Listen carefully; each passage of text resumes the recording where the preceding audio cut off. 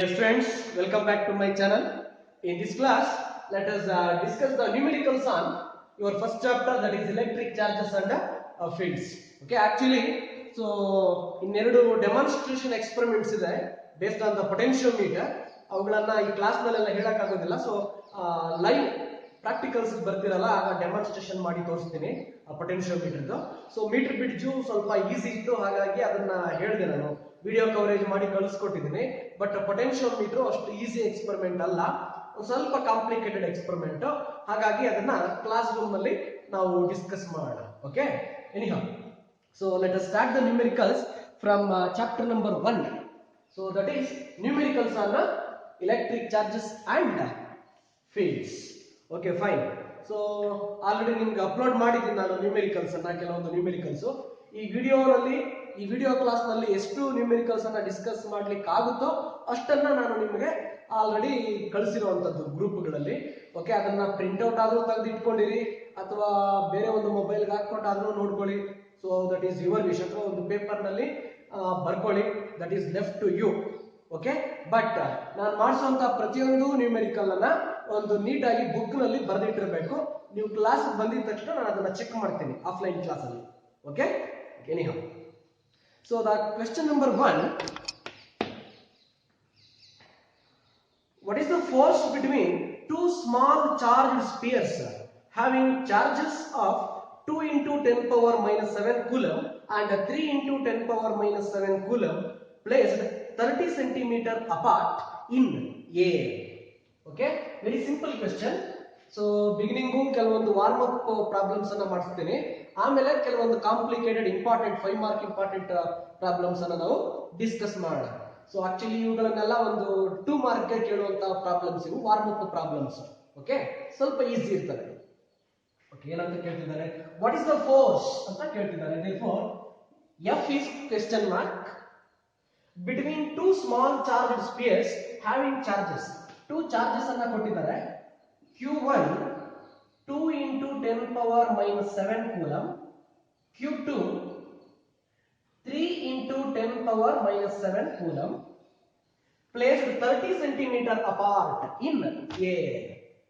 Distance ಕೊಟ್ಟಿದ್ದಾರೆ 30 centimetre ಅಂತ, ಅದು ಏರ್ ಅಲ್ಲಿ. ಓಕೆ, ಸೊ ನಿಮಗೆ ಗೊತ್ತಿದೆ, ಈ ತರ ಎರಡು ಚಾರ್ಜಸ್ ಅನ್ನ ನಾವು ಸರ್ಟನ್ ಡಿಸ್ಟೆನ್ಸ್ 30 ಸೆಂಟಿಮೀಟರ್ ಅಥವಾ ಇದನ್ನ SI ಯೂನಿಟ್ ಕನ್ವರ್ಟ್ ಮಾಡಿದ್ರೆ 0.3 ಮೀಟರ್ ಬರುತ್ತೆ.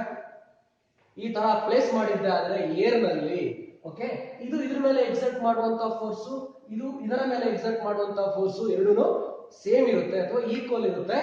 Because coulombs law base Newton's third ಲಾ ಅಂತ ನಾನು ಆಲ್ರೆಡಿ ಹೇಳ್ಕೊಟ್ಟಿದ್ದೀನಿ ನಿಮಗೆ, isn't it? So therefore, so if we come to the solution, what is the formula for force? That is Coulomb's force. F is equal to 1 by 4 pi epsilon naught Q1 Q2 divided by R square. ನೀವೇನಾದ್ರೂ 1 divided by 4 pi epsilon naught ಬರೀದ್ರೆ direct ಆಗಿ ಅದರ value 9 into 10 power 9 ನ ಬರೆದ್ರೆ, so ನಿಮಗೆ 1 mark ಅನ್ನ reduce ಮಾಡ್ತಾರೆ. Be careful. Okay, we know the value of 1 by 4 pi epsilon naught is 9 into 10 power 9 into Q1 into Q2, 2 into 10 power minus 7 into 3 into 10 power minus 7 divided by R square. R square ಏನಿದೆ 30 centimetre ಇದೆ. ಅದನ್ನ ಬೇಕಾದ್ರೆ ನಾವು 0.3 metre ಅಂತ ಬೇಕಾದ್ರೂ ಬರ್ಕೋಬಹುದು. Square ಮಾಡಿದ್ರೆ ಏನಾಗುತ್ತೆ 0.3 into 0.3 ಆಗುತ್ತೆ. ನೆಕ್ಸ್ಟ್ ಆನ್ ಸಾಲ್ವಿಂಗ್ ನೋಡಿ, ಇದನ್ನ ಸ್ವಲ್ಪ ನಾನು ಸಾಲ್ವ್ ಮಾಡ್ತೀನಿ. So it becomes 9 into 3 2s 6, ಅಥವಾ ಹಾಗೆ ಬರ್ಕೋಣ 2 into 3, 10 ಪವರ್ಸ್ ಅನ್ನ ಮಾತ್ರ ಸಾಲ್ವ್ ಮಾಡ್ತೀನಿ. 10 power minus 7, 10 power minus 7, 10 power minus 14, 10 power minus 14, 10 power 9 ಎಷ್ಟಾಗುತ್ತೆ 10 power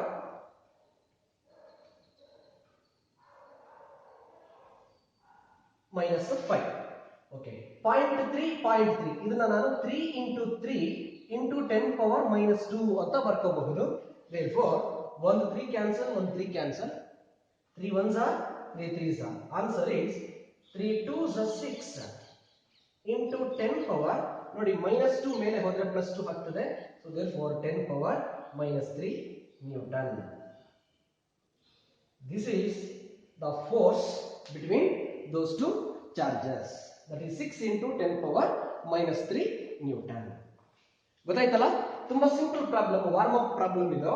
so Q1 Q2 R ಮೂರು ಕೊಟ್ಟಿದ್ದಾರೆ, F ನ ಫೈಂಡ್ ಔಟ್ ಮಾಡಕ್ಕೆ ಹೇಳ್ತಿದ್ದಾರೆ. ಸರ್ ಇದು 1/4 ಎಪ್ಸಿಲಾನ್ ನಾಟ್ ವ್ಯಾಲ್ಯೂ ಗೊತ್ತಿಲ್ವಲ್ಲ ಸರ್, ಕೊಟ್ಟಿಲ್ವಲ್ಲ ಸರ್ ಅಂದ್ರೆ ಇದು ನಮಗೆ ಗೊತ್ತಿರಬೇಕು. Okay, the value of 1/4 epsilon naught is 9 into 10 power 9. Epsilon naught value ಬಂದು 8.854 into 10 power minus 12. Okay, next question number 2. Two equal charges placed in air. ಯಾಕೆ ಇಲ್ಲಿ ಪ್ರತಿ ಪ್ರಾಬ್ಲಮ್ ಅಲ್ಲೂ ಏರ್ ಏರ್ ಅಂತ ಹೇಳ್ತಿದ್ದಾರೆ? Any idea? ಏರ್ ಅಂತ ಹೇಳಿದಾಗ ಮಾತ್ರ ನೀವಿಲ್ಲಿ 4 ಎಪ್ಸಿಲಾನ್ ನಾಟ್ ಅನ್ನ ಹಾಕೊಳ್ಳಿಕ್ಕಾಗುವಂತದ್ದು. ಬೇರೆ ಮೀಡಿಯಂ ಆದ್ರೆ ಏನ್ ಹಾಕೋಬೇಕಾಗುತ್ತೆ? ಎಪ್ಸಿಲಾನ್ ನಾಟ್ ಪ್ಲೇಸ್ ನಲ್ಲಿ ಬರೀ ಎಪ್ಸಿಲಾನ್ ಅನ್ನ ಹಾಕೋಬೇಕು, ಅಥವಾ epsilon not into epsilon or ಅನ್ನ ಹಾಕೋಬೇಕಾಗ್ತದೆ. ಹಾಗಾಗಿ ಇಲ್ಲಿ ಏರ್ ಅಂತ ಕೊಟ್ಟಿರೋದು. ಸರ್ ಸಪೋಸ್ ಏರ್ ಅನ್ನೋ ಅಂತ ವರ್ಡ್ ಕೊಟ್ಟಿಲ್ಲ, ಏನ್ ಮಾಡ್ಬೇಕು ಸರ್ ಅಂತಂದ್ರೆ, ಏರ್ ಅಂತ ಕೊಟ್ಟಿಲ್ಲ ಅಂದ್ರೂ ನಾವು ಇಮ್ಯಾಜಿನ್ ಮಾಡ್ಕೋಬೇಕು ಏರ್ ಅಂತಾನೆ. ಯಾವ್ದಾದ್ರು ಮೀಡಿಯಂ ಆದ್ರೆ ಅವ್ರು ಬಾಯ್ಬಿಟ್ಟು ಹೇಳ್ತಾರೆ. So two charges R separated by certain distance in water ಅಥವಾ ಇನ್ ಸರ್ಟನ್ ಲಿಕ್ವಿಡ್. ಸೊ ಹಾಗೆ. Okay, fine. Question number 2. Two equal charges placed in air and separated by a distance of 2 meters repel each other with a force of 10 power minus 4 kg weight. It is not in SI unit, kg weight. Calculate the magnitude of either of the charges. Okay, again very simple problem. ಅರ್ಥ ಮಾಡ್ಕೊಳ್ಳಿ. Two equal charges ಅಂತೆ ಅಂದ್ರೆ Q1 is equal to Q2 is equal to Q ಅಂತ ತಗೋಬಹುದು. Placed in air and separated by a distance. Distance ಕೊಟ್ಟಿದ್ದಾರೆ R is equal to 2 meter ಅಂತ. Repel each other with a force. Force ಎಷ್ಟಪ್ಪ ಹೇಳ್ತಿದ್ದಾರೆ ಅಂದ್ರೆ 10 power minus 4 kg weight ಅಂತ ಹೇಳ್ತಿದ್ದಾರೆ. How to convert kg weight into SI units? That is Newton. Already ನಿಮಗೆ first year PUC ನಲ್ಲಿ Newton's loss of motion ಅನ್ನುವಂತ ಒಂದು ಚಾಪ್ಟರ್ ನಲ್ಲಿ okay relation between kg weight and Newton ಅನ್ನ ಹೇಳ್ಕೊಟ್ಟಿರ್ತಾರೆ. Okay, ಗೊತ್ತಿರಬೇಕು ನಿಮಗೆ. So 1 kg weight is equal to 9.8 Newton ಅಂತ. Okay, ಹಾಗಾಗಿ ಇದೇನಪ್ಪ ಆಗುತ್ತೆ ಅಂತಂದ್ರೆ 9.8 into 10 power minus 4 ನ್ಯೂಟನ್ ಆಗುತ್ತೆ. ಇದು force. Calculate the magnitude of either of the charges. ಇದನ್ನೇ ಕ್ವೆಶ್ಚನ್ ಮಾರ್ಕ್ ಅಂತ ಕೇಳಿರೋದು. Q is question mark. Okay, again the same formula. We know that F is equal to 1/4 pi epsilon naught Q1 Q2 divided by R square. ನೀವು problems ಅನ್ನ solve ಮಾಡೋದ್ರಲ್ಲಿ ಎಷ್ಟೇ ಪಂಟರ್ ಆಗಿದ್ರೂ 1/4 pi epsilon naught ಅನ್ನ ಮರಿಬಾರ್ದು. Don't put 9 into 10 power 9 directly. Okay, next. So here we want to find out Q1 and Q2. Anyhow, F is given as 10 power minus 4 into 9.8. That is 9.8 into 10 power minus 4. Its value is 9 into 10 power 9. Q1, Q2 simply I will write as Q square because Q1 is equal to Q, Q2 is equal to Q divided by R square. 2 square means it becomes directly 4. Next, Q square is equal to 4 into 9.8 into 10 power minus 4 divided by 9 into 10 power 9. Okay, on solving these, ಈ solve ಮಾಡ್ಕೊಳ್ಳೋದನ್ನೆಲ್ಲ ನಿಮಗೆ ಬಿಡ್ತಿದ್ದೀನಿ because in order to cover more numericals, more problems. Okay, so ನಿಮಗೆ Q is equal to ಎಷ್ಟಪ್ಪ ಬರಬೇಕು ಅಂದ್ರೆ 6.6 into 10 power minus 7 coulomb ಬರಬೇಕು. Okay, ಇದು ಫೈನಲ್ ಆನ್ಸರ್. ಸಾಲ್ವ್ ಮಾಡ್ಕೊಳ್ಳುವಂಥದ್ದು ನಿಮ್ಮ ಜವಾಬ್ದಾರಿ. ಬಟ್ ಒಂದು ವಿಷಯ ಗೊತ್ತಿರಲಿ ನಿಮಗೆ, ಈ 9 ಮೇಲೆ ಹೋದ್ರೆ 10 ಪವರ್ ಮೈನಸ್ 9 ಆಗುತ್ತೆ. 10 ಪವರ್ ಮೈನಸ್ 9 10 ಪವರ್ ಮೈನಸ್ 4 ಅಂದ್ರೆ 10 power minus 13.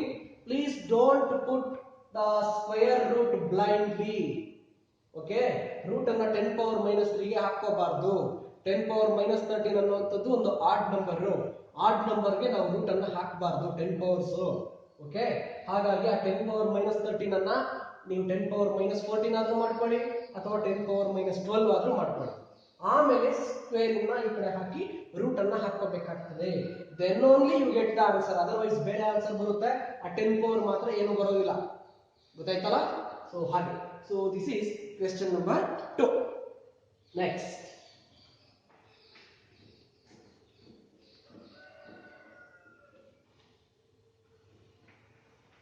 let's move to the question number 3.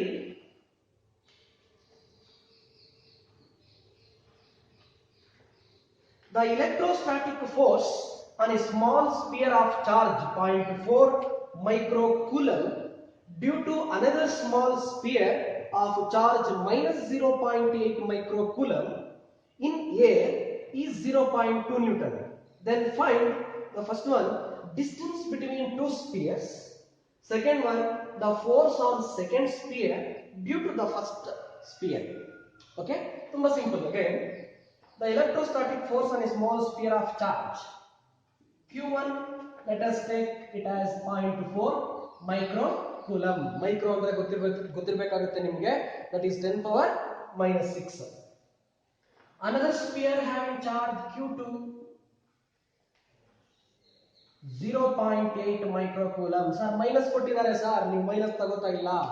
Actually coulombs ಲಾ ಏನ್ ಹೇಳುತ್ತೆ, ಈ ಫಾರ್ಮುಲಾ ಎಲ್ಲ ನಾವು ಹಾಕೋಬೇಕಾದ್ರೆ force is directly proportional to the product of magnitude of the charges ಅಷ್ಟೇನೆ. ಗೊತ್ತಾಯ್ತಾ? ಆ ನೆಗೆಟಿವ್ ಸೈನ್ ಪಾಸಿಟಿವ್ ಸೈನ್ ಏನಪ್ಪಾ ಹೇಳುತ್ತೆ ಅಂದ್ರೆ, ಫೋರ್ಸ್ ಪಾಸಿಟಿವ್ ಬಂತು ಅಂತಂದ್ರೆ ಅವುಗಳ ಮಧ್ಯೆ ರಿಪಲ್ಷನ್ ಇರುತ್ತೆ, ಫೋರ್ಸ್ ನೆಗೆಟಿವ್ ಬಂತು ಅಂದ್ರೆ ಅವುಗಳ ಮಧ್ಯೆ ಅಟ್ರಾಕ್ಷನ್ ಇರುತ್ತೆ ಅನ್ನೋದನ್ನ ಬಿಟ್ರೆ ಬೇರೆ ಏನು ಸಹ ಸಿಗ್ನಿಫಿಕೆನ್ಸ್ ಇರೋದಿಲ್ಲ. ಗೊತ್ತಾಯ್ತಲ್ಲ? ಸೊ ಹಾಗಾಗಿ ಅವರು ನೆಗೆಟಿವ್ ಸೈನ್ ಕೊಟ್ಟಿದ್ರು ನಾವು ಫಾರ್ಮುಲಾದಲ್ಲಿ ಅಪ್ಲೈ ಮಾಡ್ಕೋಬೇಕಾದ್ರೆ ನೆಗೆಟಿವ್ ಸೈನ್ ಅನ್ನ ತಗೋಬಾರ್ದು. ಓಕೆ, ಸೊ Q1 Q2 ಕೊಟ್ಟಿದ್ದಾರೆ. ನೆಕ್ಸ್ಟ್ ಏರ್ ಅಂತ ಬೇರೆ ಹೇಳ್ತಿದ್ದಾರೆ, ಏರ್ ನಲ್ಲಿ, ಹಂಗಾಗಿ 4πε0 ಅನ್ನ ಹಾಕೋಬಹುದು. So force is given as ಇದು FA, force between two charges in air, FA is given as 0.2 Newton. Then find first one ಏನಪ್ಪ ಫೈಂಡ್ ಔಟ್ ಮಾಡಬೇಕು ಅಂತಂದ್ರೆ ಡಿಸ್ಟೆನ್ಸ್ ಬಿಟ್ವೀನ್ ದ ಸ್ಪಿಯರ್ಸ್ ಅನ್ನ ಫೈಂಡ್ ಔಟ್ ಮಾಡ್ಬೇಕಂತೆ. ಸೆಕೆಂಡ್ ಒನ್ ಏನ್ find out ಮಾಡ್ಬೇಕಪ್ಪ ಅಂದ್ರೆ, what is the force on second sphere due to first sphere. Force on second sphere due to first sphere. F21 question mark. ಇದು even a small baby answers. So we know that F21 is equal to magnitude of F21 is equal to magnitude of F12 because it obeys Newton's third law. ಹಾಗಾಗಿ direct ಆಗಿ answer ಬರೀಬಹುದು ನಾವು, it is 0.2 Newton ಅಂತ. Okay, so ಇದು ಒಂದು 5 mark problem ಅಂತ ಅನ್ಕೊಂಡ್ರೆ ಇದಕ್ಕೆ 2 marks ಕೊಡ್ತಾರೆ, ಇದಕ್ಕೆ 3 ಮಾರ್ಕ್ಸ್ ಅನ್ನ ಕೊಡ್ತಾರೆ. ಗೊತ್ತಾಯ್ತಾ? ಬಟ್ ಇಷ್ಟು ಸಿಂಪಲ್ ಪ್ರಾಬ್ಲಮ್ ಅನ್ನ 5 ಮಾರ್ಕ್ ಗೆ ಕೇಳೋದು doubt. Okay, see how to find out or using the same formula. FA is equal to 1 by 4πε0 Q1 Q2 divided by R square. Okay, so FA is 0.2. This is 9 into 10 power 9. Q1 Q2 0.4 into 0.8 into ಇದ್ರದ್ದು ಒಂದು micro, ಅದರದ್ದು ಒಂದು micro, ಎರಡು ಸೇರಿದ್ರೆ pico ಆಗುತ್ತೆ. That is 10 power minus 12 upon R square. So solution ಅನ್ನ ನಿಮ್ಗೆ ಬಿಡ್ತಾ ಇದ್ದೀನಿ, ಸಾಲ್ವ್ ಮಾಡಬೇಕು ನೀವು. Finally what you get here is 0.12 metre. ಇಷ್ಟು ಬರುತ್ತಂತ ಆನ್ಸರ್. ಓಕೆ, ಸೊ ಸೊಲ್ಯೂಷನ್ ನೀವೇ ಮಾಡ್ಕೋಬೇಕಾಗ್ತದೆ, ಐ ಮೀನ್ ಸಾಲ್ವ್ ಮಾಡಿ. So finally you have to get 0.12 metre. Suppose ಬಂದಿಲ್ಲ ಸರ್ ನಮ್ಗೆ ಇದು ಅಂತಂದ್ರೆ ನನ್ನ ವಾಟ್ಸಪ್ ಮುಖಾಂತರ ನನ್ನ ಪರ್ಸನಲ್ ನಂಬರ್ಗೆ ಕಳಿಸ್ಕೊಡಿ, ಸೊ ನಾನು ಸಾಲ್ವ್ ಮಾಡಿ ಕೊಡ್ತೀನಿ. Okay, let's move to the next question.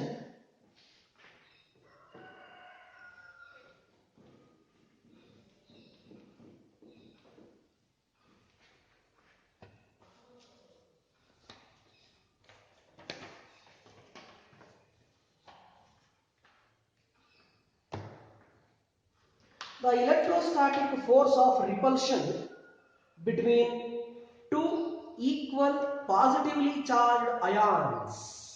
Ions ಅಂದ್ರೆ ಗೊತ್ತಿರಬೇಕು ನಿಮಗೆ, ಎಲೆಕ್ಟ್ರಾನ್ ಅನ್ನ ಕಳ್ಕೊಂಡಿರುವಂತದ್ದು ಪಾಸಿಟಿವ್ ಅಯಾನ್. ಓಕೆ, ಒಂದು ಎಲೆಕ್ಟ್ರಾನ್ ಎಕ್ಸ್ಟ್ರಾ ತಗೊಂಡಿರುವಂತದ್ದು ನೆಗೆಟಿವ್ ಅಯಾನ್ ಅಂತ ಯೂಶಲಿ ನಾವು ಕರೆಯುವಂತದ್ದು. Okay, the electrostatic force of repulsion between two equal positively charged ions is given as 3.7 into 10 power minus 9 Newton. when they are separated by a distance of 5 angstrom. How many electrons are missing from each ion ಅಂತ ಕೇಳ್ತಾ ಇದ್ದಾರೆ. Okay, C ತುಂಬಾ ಸುಲಭ, but ನೀವು ಡೇಟಾನ correct ಆಗಿ ಬರ್ಕೊಳ್ಳೋದು ಗೊತ್ತಾಗ್ಬೇಕು. ನಿಮಗೆ data correct ಆಗಿ ಬರ್ಕೊಳ್ಳೋದು, ಏನ್ ಕೇಳ್ತಿದ್ದಾರೆ ಅನ್ನೋದು ಗೊತ್ತಿದ್ರೆ ನಿಮ್ಗೆ ಯಾವ ಫಾರ್ಮುಲಾ ಹಾಕೋಬೇಕು ಅಂತ ಒಂದು ಲಿಂಕ್ ಸಿಗುತ್ತೆ. Okay, the electrostatic force of repulsion between two equal positively charged ions is, force ಕೊಟ್ಟಿದ್ದಾರೆ 3.7 into 10 power minus 9 Newton when they are separated by a distance of 5 angstrom. R is equal to 5 angstrom ಅಂತಾರೆ, therefore 5 into 10 power minus 10 meter. How many electrons are missing from each ion?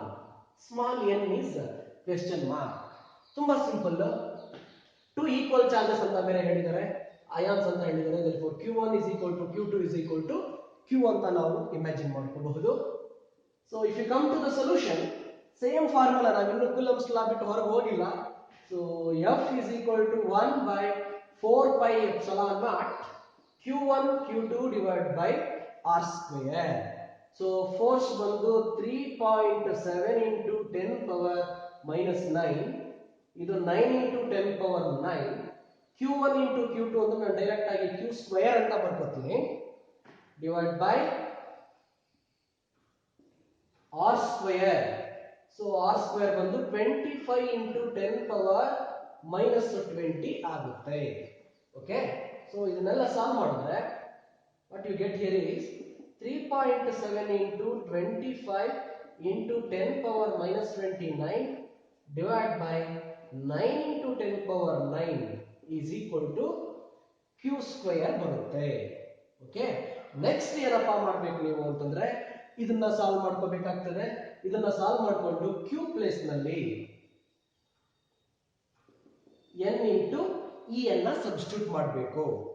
Because according to the principle of quantization, okay, see here 3.7 into 25 into 10 power ಇದು minus 38 ಆಗುತ್ತೆ, divided by 9 is equal to n into e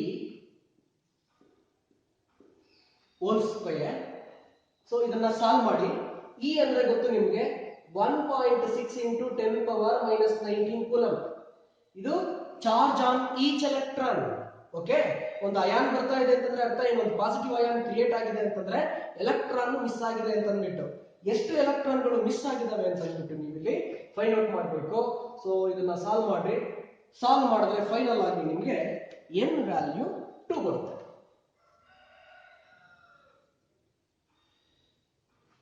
n is equal to 2. ಏನ್ ಮಾಡೋದಿಲ್ಲಿ, first ಈ square ಅನ್ನ ತೆಗೆದು ಇದಕ್ಕೆ ಹಾಕಿ, it will become root. Actually ಇದು okay root ಆಗ್ಬಿಟ್ಟು 10 ಪವರ್ ಮೈನಸ್ 38 ಗೆ ಬರುತ್ತೆ. 10 ಪವರ್ ಮೈನಸ್ 38 ಗೆ ಮೈನಸ್ 19 ಬರುತ್ತೆ. ಈ ವ್ಯಾಲ್ಯೂ 1.6 into 10 ಪವರ್ ಮೈನಸ್ 19 ಇದೆ. ಆ 19 ಎರಡು ಕ್ಯಾನ್ಸಲ್ ಆಗ್ತದೆ, ನಿಮ್ಗೆ ಈಸಿಯಾಗಿ ಆನ್ಸರ್ ಸಿಕ್ಕುತ್ತೆ. n is equal to 2 ಅಂತ. Okay, next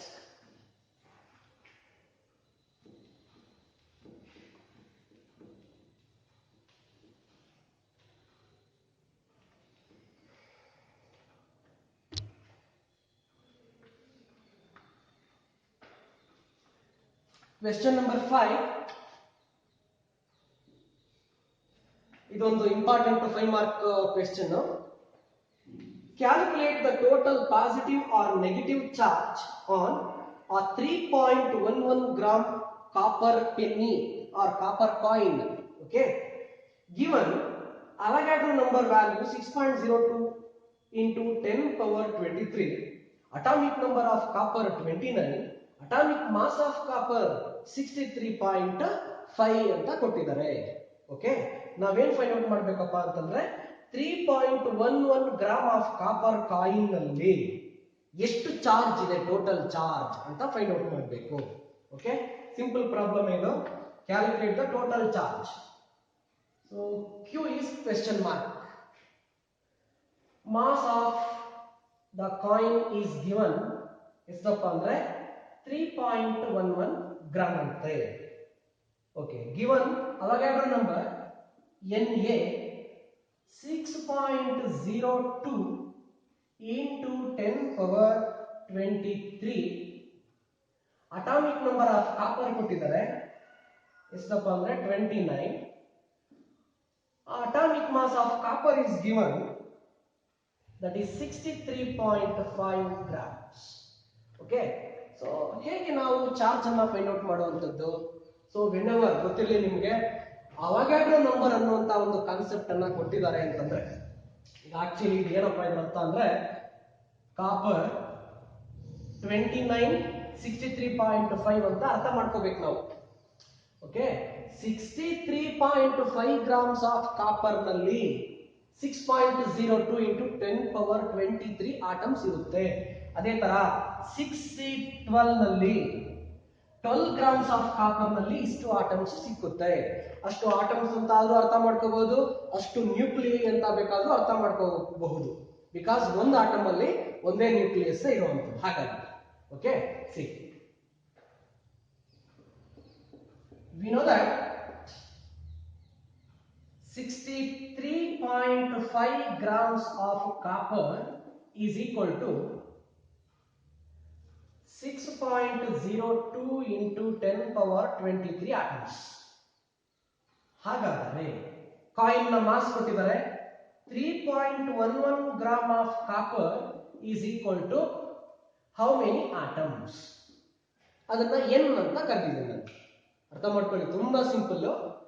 63.5 gram of copper ನಲ್ಲಿ 6.02 ಇಂಟು 10 ಪವರ್ 23 ಆಟಮ್ಸ್ ಇದ್ದರೆ 3.11 ಗ್ರಾಮ್ ಆಫ್ ಕಾಪರ್ ನಲ್ಲಿ ಎಷ್ಟು ಆಟಮ್ಸ್ ಇರುತ್ತೆ ಅನ್ನೋದನ್ನ ಫೈಂಡ್ ಔಟ್ ಮಾಡಬೇಕು.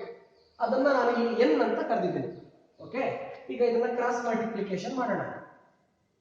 ಕ್ರಾಸ್ ಮಲ್ಟಿಪ್ಲಿಕೇಶನ್ ಮಾಡಿದ್ರೆ ನಮ್ಗೆ ಏನಪ್ಪ ಸಿಗುತ್ತೆ ಅಂದ್ರೆ n is equal to 6.02 into 10 power 23 into 3.11 gram divided by 63.5 gram. Gram gram cancel ಆಗುತ್ತೆ. ಇದನ್ನ ನೀವು ಸಾಲ್ವ್ ಮಾಡಿದ್ರೆ what you get here is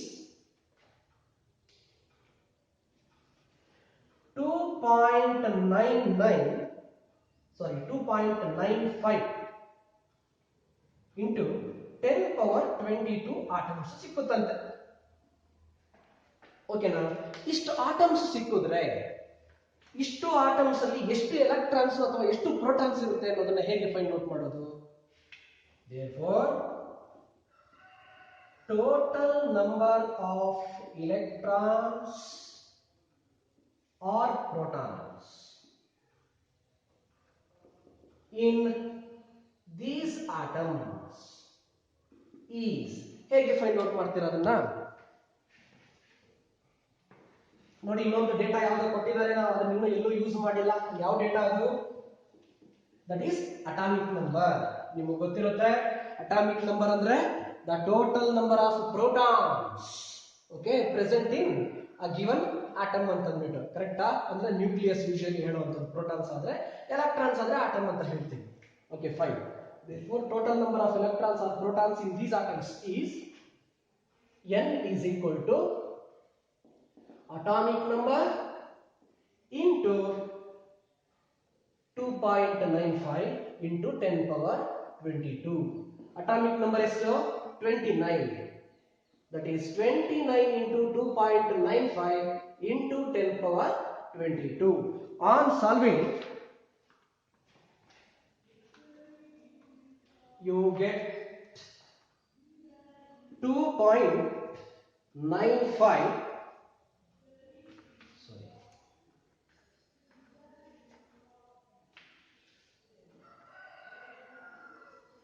ಅಷ್ಟೇ, ಇದನ್ನ ಹಾಗೆ ಇಟ್ಕೊಳ್ಳೋಣ.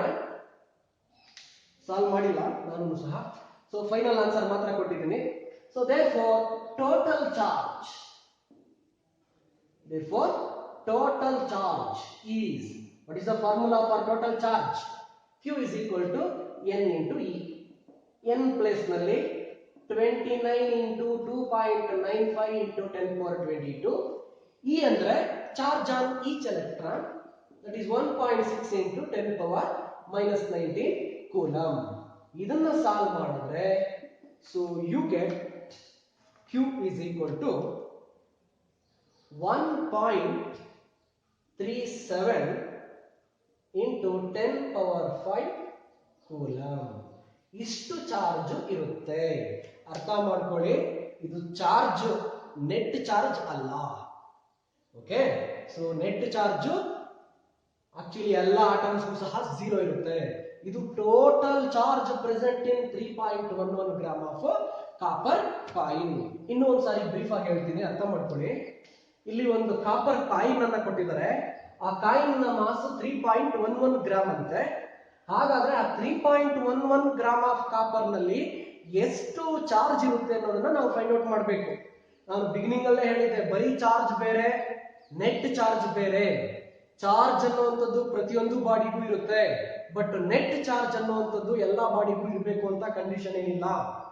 ನೆಟ್ ಚಾರ್ಜ್ ಬರಬೇಕು ಅಂದ್ರೆ ಕಂಡೀಷನ್ ಏನು, ಐದರ್ ಎಲೆಕ್ಟ್ರಾನ್ಸ್ ಕಮ್ಮಿ ಇರಬೇಕು ಅಥವಾ ಎಲೆಕ್ಟ್ರಾನ್ಸ್ ಜಾಸ್ತಿ ಇರಬೇಕು. ಇಲ್ಲಿ ಅವಗಾಡ್ರೋ ನಂಬರ್ ಕೊಟ್ಟಿದ್ದಾರೆ, ಅಟಾಮಿಕ್ ನಂಬರ್ ಆಫ್ ಕಾಪರ್ ಕೊಟ್ಟಿದ್ದಾರೆ, ಅಟಾಮಿಕ್ ಮಾಸ್ ಆಫ್ ಕಾಪರ್ ಸಹ ಕೊಟ್ಟಿದ್ದಾರೆ. ಅವಗಾಡ್ರೋ ನಂಬರ್ ಅನ್ನ ಯಾವಾಗಾದ್ರೂ ಕೊಟ್ಟಿದ್ರೆ ನಿಮಗ್ ಗೊತ್ತಾಗ್ಬೇಕು ಫಸ್ಟ್ ಪಾಯಿಂಟ್ ನೋಡಿ, ಅದರ ಅಟಾಮಿಕ್ ಮಾಸ್ ನಲ್ಲಿ ಇಷ್ಟು ನಂಬರ್ ಆಫ್ ಆಟಮ್ಸ್ ಇರುತ್ತೆ ಅಂತ ಅಂದ್ಬಿಟ್ಟು. therefore 63.5 ಗ್ರಾಮ್ ಆಫ್ ಕಾಪರ್ ನಲ್ಲಿ ಅವಗಾಡ್ರೋ ನಂಬರ್ ಆಫ್ ಆಟಮ್ಸ್ ಇದ್ದರೆ 3.11 ಗ್ರಾಮ್ ಆಫ್ ಕಾಪರ್ ನಲ್ಲಿ ಎಷ್ಟು ಆಟಮ್ಸ್ ಇರುತ್ತೆ ಅನ್ನೋದನ್ನ ಫಸ್ಟ್ ಫೈಂಡ್ ಔಟ್ ಮಾಡ್ಕೋಬೇಕು. ಓಕೆ, ಸೊ ನನಗೆ ಇಲ್ಲಿ ಗೊತ್ತಾಗಿದೆ 2.95 into 10 power 22 ಆಟಮ್ಸ್ ಇದೆ ಅಂತ. ಹಾಗಾದ್ರೆ ಇಷ್ಟು ಆಟಮ್ಸ್ ಅಲ್ಲಿ ಎಷ್ಟು ಎಲೆಕ್ಟ್ರಾನ್ಸ್ ಇರುತ್ತೆ? ಒಂದು ಆಟಮ್ ಅಲ್ಲಿ 29 ಎಲೆಕ್ಟ್ರಾನ್ಸ್ ಇದ್ದರೆ ಇಷ್ಟು ಆಟಮ್ಸ್ ಅಲ್ಲಿ ಎಷ್ಟು ಇರ್ತವೆ? Into 29. It gives you this. Okay, next ಒಂದು ಎಲೆಕ್ಟ್ರಾನ್ಗೆ 1.6 into 10 power -19 ಕೂಲಂ ಚಾರ್ಜ್ ಆದರೆ ಇಷ್ಟು ಎಲೆಕ್ಟ್ರಾನ್ಗಳಿಗೆ ಎಷ್ಟು ಚಾರ್ಜ್ ಇರುತ್ತೆ ಅದನ್ನ ಆ ಚಾರ್ಜ್ ಜೊತೆ ಮಲ್ಟಿಪ್ಲೈ ಮಾಡ್ಬಿಡೋದಷ್ಟೇ. That is quantization principle. Q is equal to Ne. On solving, Q is equal to 1.37 into 10 power 5 ಕೂಲಂ of charge ಇರುತ್ತೆ. ಓಕೆ, ಸೊ ಇದಿಷ್ಟು basic level problems. Next class ಇಂದ ಆಚೆಗೆ ಸೊ ನಾವೇನ್ ಮಾಡೋಣ, ಕೆಲವು ಕಾಂಪ್ಲಿಕೇಟೆಡ್ ಪ್ರಾಬ್ಲಮ್ಸ್ ಅನ್ನ ಡಿಸ್ಕಸ್ ಮಾಡೋಣ. ಎನಿಹೌ, ಸೊ ಇವುಗಳನ್ನ ನಾನು ಸಾಲ್ವ್ ಮಾಡೋದನ್ನ ನಿಮಗೆ ಬಿಟ್ಟಿದ್ದೀನಿ.